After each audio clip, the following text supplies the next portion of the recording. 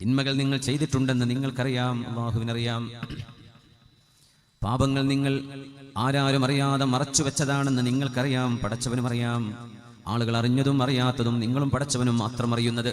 ഏതെല്ലാം തിന്മകൾ ആരെല്ലാം എന്തെല്ലാം ചെയ്തു വെച്ചിട്ടുണ്ടോ അവരോടൊക്കെ ഒന്ന് പറയൂ നബിയേ, എൻ്റെ അടിമകളല്ലേ അവര്, എന്നിലേക്കല്ലാതെ എങ്ങോട്ടാണ് അവർക്ക് ഓടിപ്പോകാനുള്ളത്?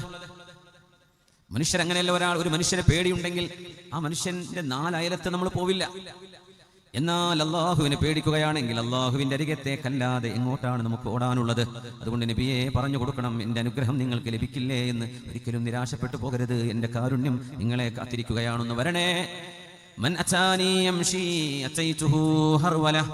എന്റെ അരികത്തേക്ക് ഒരാൾ നടന്നു വരികയാണെങ്കിൽ, നമസ്കാരം തുടങ്ങിയിട്ടുള്ളൂ, അപ്പോഴേക്കും അള്ളാഹു അയാളിലേക്ക് ഓടിയെടുക്കുമത്രേ.